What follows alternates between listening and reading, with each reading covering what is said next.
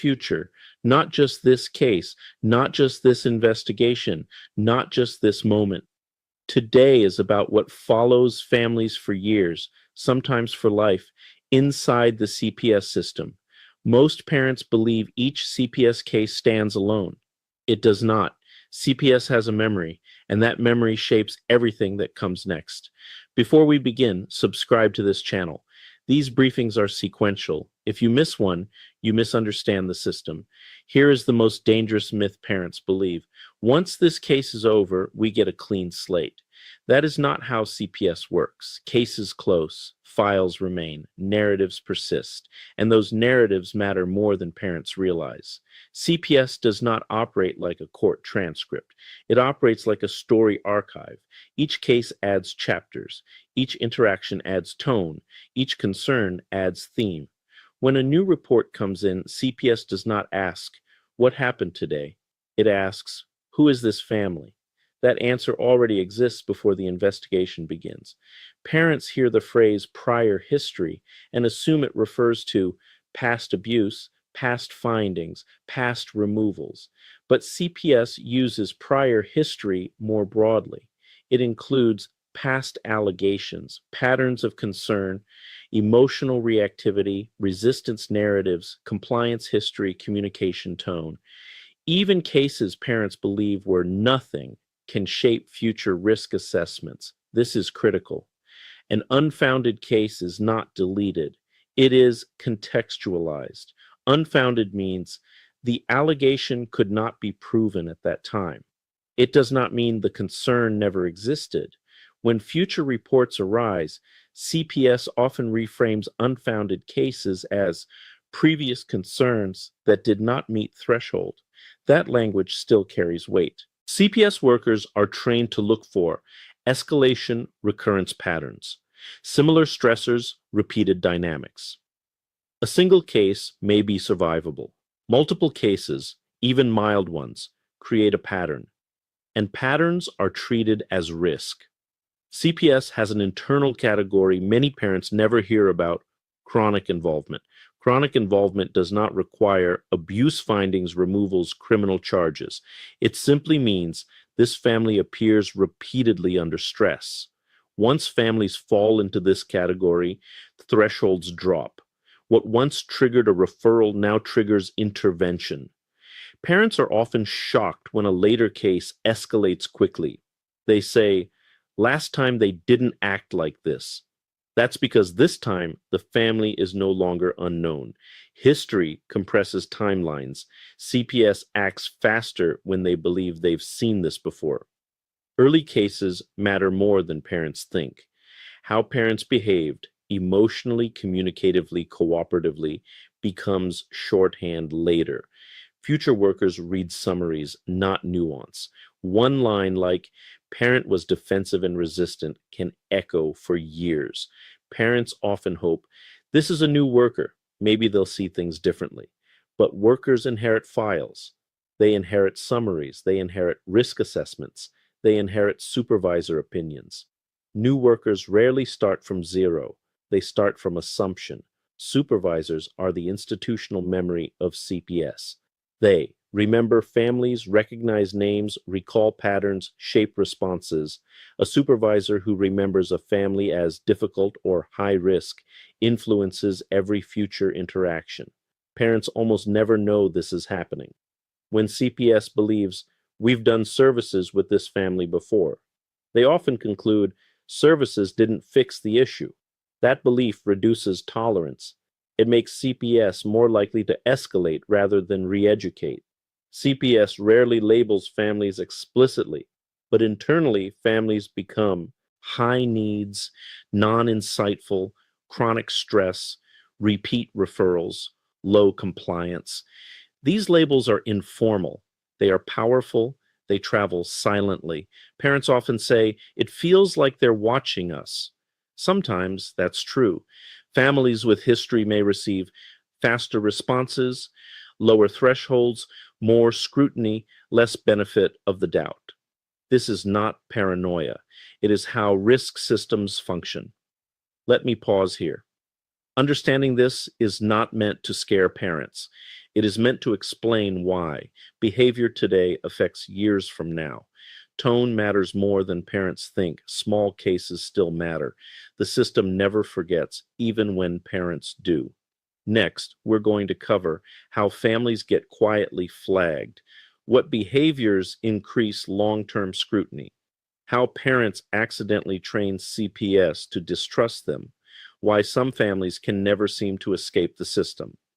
This is where long-term damage usually happens. Stay with me. So we talked about how CPS remembers families across time, how files don't reset, narratives accumulate, and prior history follows parents longer than they expect. Now we're going to talk about something more specific. We're going to talk about how families get quietly flagged and why most parents never realize it has happened. When parents hear the word flagged, they imagine a red stamp, a warning label, a formal designation. That's not how it works. Families are not flagged officially, they are flagged practically. Flagging means this family requires closer scrutiny. And once that belief forms, everything changes. Families are rarely flagged because of one major event.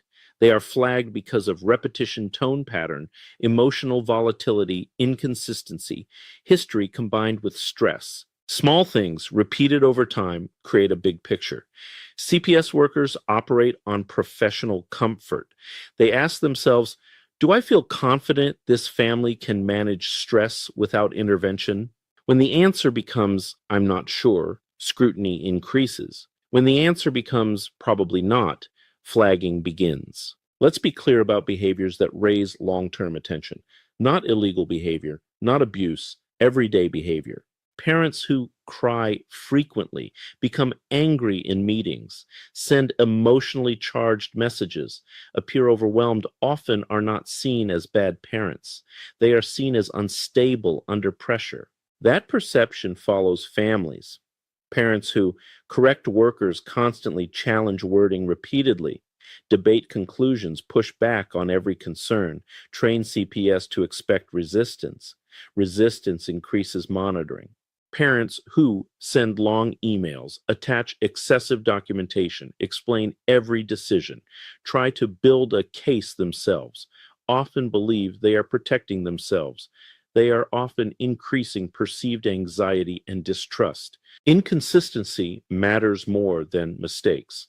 Parents who are calm one week, explosive the next, cooperative, then withdrawn, insightful, then defensive are seen as unpredictable. Unpredictability equals risk. Here is a hard truth. Parents train CPS how to treat them, not intentionally, not consciously, through patterns. Emotional escalation trains CPS to bring supervisors document more aggressively, reduce tolerance, move faster. Argument trains CPS to defend their position. Harden narratives, stop explaining, reduce flexibility.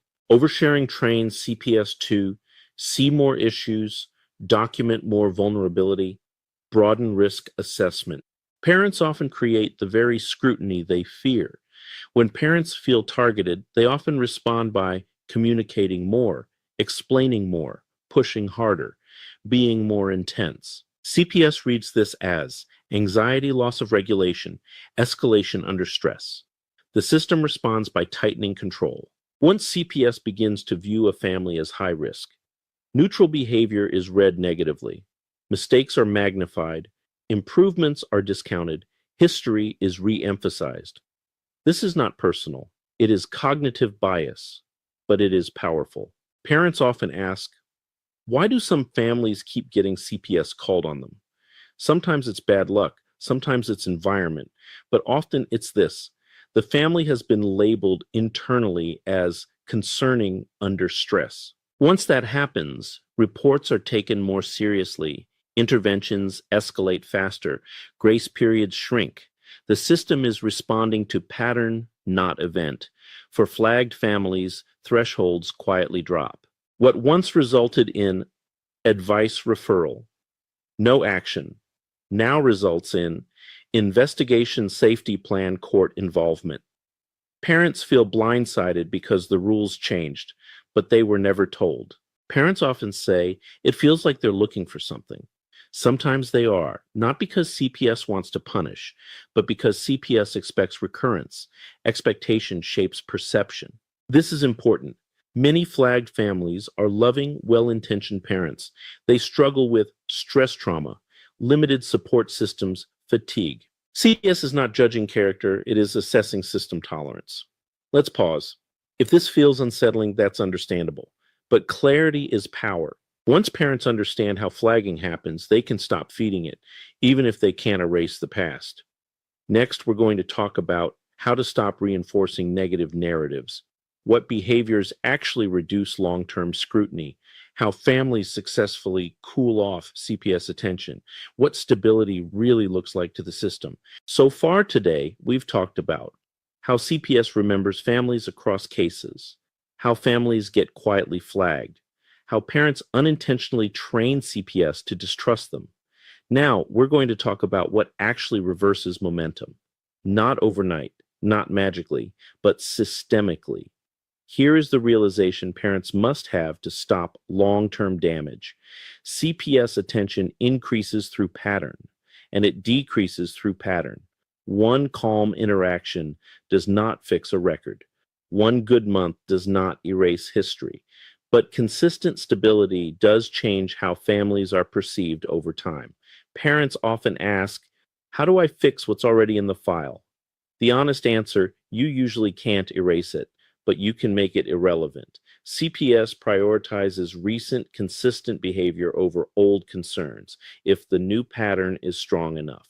Stability is not happiness. It is not perfection. It is not compliance theater. Stability means predictable behavior, low emotional volatility, consistent routines, minimal drama, few surprises. Families that feel boring to CPS are safe families. Let's be very specific. If a family has been flagged, the goal is no longer persuasion. The goal is containment and normalization. CPS notices consistency across home visits, phone calls, emails, court appearances, service providers, parents who sound the same everywhere, calm, neutral, regulated, reduce suspicion. Inconsistency fuels concern. This matters. Parents who display wide emotional swings keep CPS alert. Parents who stay within a narrow emotional range feel predictable. Predictability lowers scrutiny. As cases progress, less communication is often safer than more. Parents who answer questions directly, avoid volunteering extra information, keep responses brief and neutral, reduce opportunities for misinterpretation. CPS is hyper alert to deviation. Normalcy calms systems. Normalcy looks like regular schedules, unremarkable interactions, no crises, no urgency, no drama. When CPS has nothing to write about, attention fades. Time is either your enemy or your ally. For flagged families, time only helps if nothing new happens. Emotional control remains steady. No escalation occurs. No new narratives are created. Every calm month matters. Every boring interaction helps. Parents ask, how do we get CPS to back off? CPS backs off when interactions feel routine, risk feels static or declining, workers feel no urgency, supervisors feel no pressure. Pressure keeps eyes on families, calm removes them. Stress is inevitable, but CPS is always watching how families handle stress. Parents who pause before responding, delay emotional reactions, choose silence over argument, regulate before communicating, signal growth, even if history exists. Parents often ask, should I apologize? Apologies can help if they are simple, non dramatic, non expansive. The safest form, I understand the concern and I'm working to address it. Long apologies often reopen issues. Services should not be used to vent, process CPS anger, explore every emotional detail. Services should be used to build routine, demonstrate consistency, show follow through, reduce visible stress. What providers document matters. Parents forget this. Service providers report. They report attendance, engagement, mood, regulation. cooperation. Parents who use services as emotional dumping grounds often deepen records unintentionally. CPS does not evaluate peaks, it evaluates baseline. Parents who have calm days and explosive days are less trusted than parents who are consistently moderate.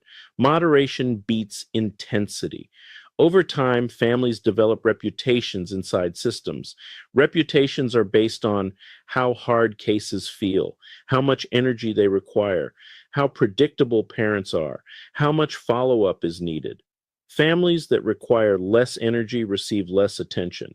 Families who escape long term CPS involvement usually stop trying to convince, stop fighting narratives personally, stop oversharing, focus on regulation, let attorneys handle disputes, play the long game. They don't win loudly, they fade quietly. Let me pause here. This is not about surrender. It is about strategy. You cannot out-argue a risk system, but you can out-stabilize it. On the last part of our topic today, I'm going to cover how families recover after CPS cases close, how to protect yourself from future reports, what to do if CPS returns, how to rebuild without re-triggering scrutiny. This final part is about long-term survival. Let's finish this. So far today, we've covered how CPS remembers families long after cases close, how families get quietly flagged, how parents accidentally reinforce negative narratives, how stability and predictability reduce long-term scrutiny. Now we're going to talk about life after CPS, not emotionally, not philosophically, strategically. Here's the truth parents need to understand after a CPS case closes. CPS may leave your home, but it does not leave your record. Closure is not erasure, it is simply a pause in active involvement. What parents do after closure often matters more than what they did during the case. The first year after CPS involvement is the most sensitive period. Why? Because CPS is watching, even when it feels like they aren't, not actively, but passively. If a new report comes in during this window, prior history is emphasized, concerns feel unresolved, escalation happens faster. Stability during this period is critical. Many families re-trigger CPS without realizing it. Common triggers include public conflict with co-parents, emotional outbursts at schools, loud disputes witnessed by neighbors, repeated crisis calls for help, oversharing with mandated reporters. None of these mean abuse, but they signal instability. Parents often forget how many people are mandated reporters, teachers, doctors, therapists, counselors, social service providers. After CPS involvement, these professionals are more alert. They document more, they report sooner, they worry about liability. This is not personal, it is procedural. Low-risk living is not about fear, it is about awareness. Low-risk families keep conflict private, regulate emotions publicly, avoid dramatic disclosures, choose calm responses, reduce crisis behavior. Boring lives are safe lives, systemically. Parents are often told, ask for help. This advice needs context. Help seeking that looks like repeated crisis intervention, emotional collapse, statements of overwhelm, expressions of inability to cope can trigger new concern. The safest help seeking is structured, scheduled, professional, calm, contained. Therapy is important. But after CPS, therapy should be solution-focused, skills-based, regulation-oriented, not crisis-centered. Parents should avoid catastrophic language, descriptions of losing control, statements of being overwhelmed by parenting. What therapists document matters. This is critical. If CPS returns, even briefly, how you respond determines everything. Panic escalates cases faster than allegations. Calm buys time. Time buys options. Answer questions. Do not narrate. Do not defend emotionally. Short, neutral, polite. Do not rehash old cases. Do not argue prior outcomes. CPS already has that information. Even for minor contact, early legal guidance prevents record damage. Parents often say, last time wasn't this intense. That's because history exists. Risk tolerance is lower. Patience is shorter. Supervisors are involved sooner.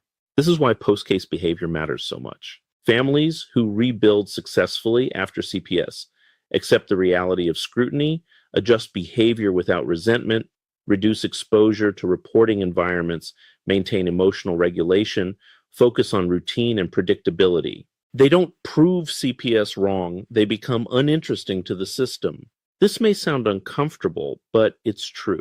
The safest place in the CPS system is invisibility, not secrecy, not hiding, but no drama, no crises, no repeated concerns, no emotional volatility. Invisibility is peace. Anger is understandable, but unresolved anger often leaks into communication, shapes behavior, increases reactivity, keeps families emotionally tied to the system. Letting go is strategic, not submissive.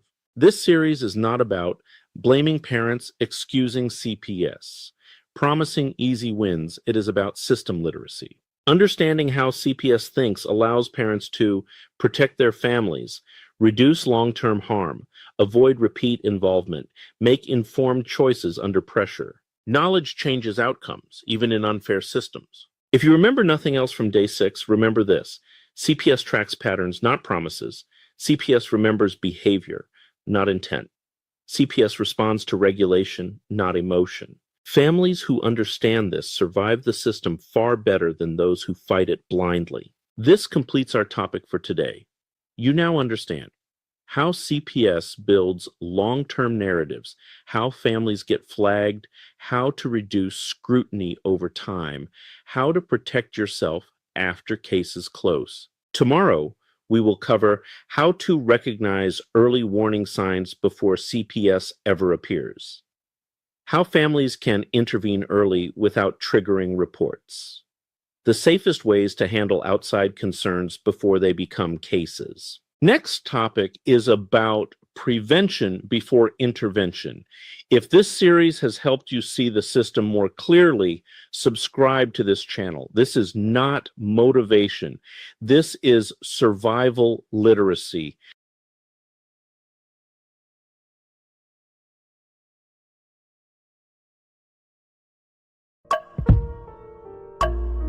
A vivid picture is encrypted in your mind as the critics get in line like they're witnessing a crime. But then you notice there's a shiver in your spine from the feelings of discontentment and bitterness combined. Heartbroken when you listen to the judges, another kid's innocence corrupted. And if you go against it, it's destructive. Consider this predicament the toughest, but we believe in a system fit for justice. Child Protective Services only pretends to save it. The one solution for this is worthy of instant praises. 30 years of experience with relentless cases. Allow me to introduce them. This is Vincent Davis, defending you when they don't think a mother fits the role. Is it juvenile dependency or government control? Observe the pain in their eyes. It's time for us to realize we are the last ones left. Put your